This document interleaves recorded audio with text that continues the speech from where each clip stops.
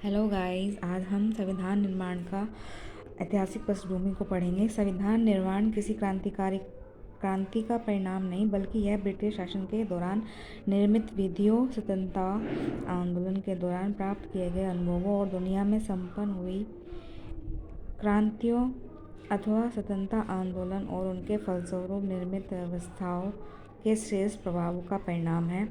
British औपनिवेशिक व्यवस्था के भारत में उदय के साथ ही परिवर्तन आरंभ हुए। कंपनी सरकार द्वारा दीवान 1964 में बक्सर में की विजय के पश्चात 1965 में इलाहाबाद की संधि द्वारा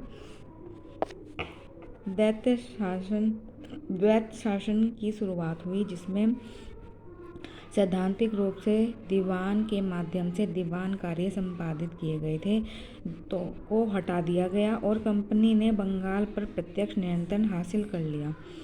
परिणाम यह हुआ कि ब्रिटिश संसद ने कंपनी को ब्रिटिश राजसत्ता के दायरे में लाने के लिए चार्टर अधिनियमों का सहारा लेना पड़ा।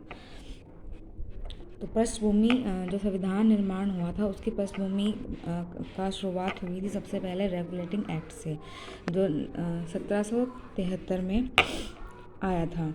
सामान्यतः यह एक समझौता था। ये एक एक्ट जो था वो एक समझौता था कि कंपनी के संपत्ति विषयक अधिकारों में हस्तक्षेप करने से बचा गया था।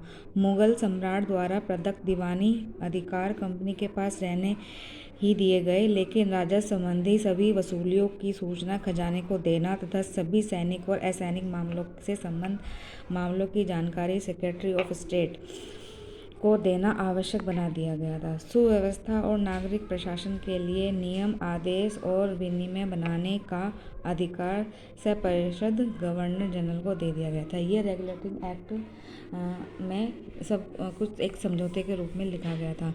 उसके बाद एक एक्ट आया था, पिट्स इंडिया एक्ट, जो 1784 में आया था। इसका उद्देश्य 1773 में जो एक्ट आया था उसमें कुछ त्रुटियां रह गई थी।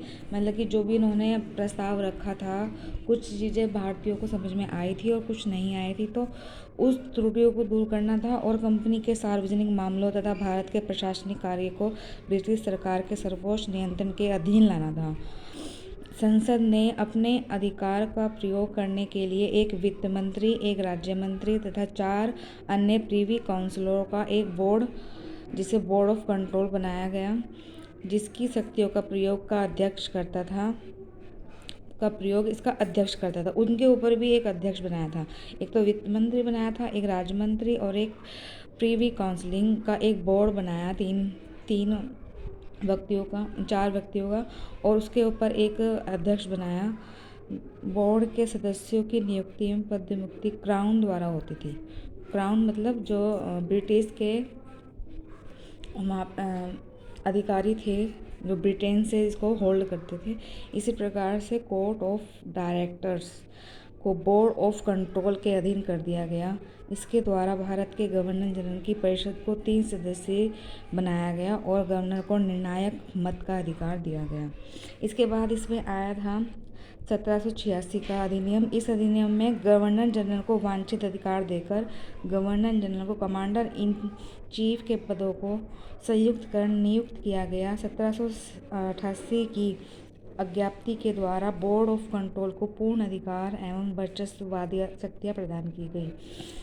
यह कंपनी से ब्रिटिश साम्राज्य की ओर स्थानांतरण की दिशा में एक महत्वपूर्ण कदम था। आगे हम नेक्स्ट वीडियो में पढ़ेंगे 1793 का चार्टर है।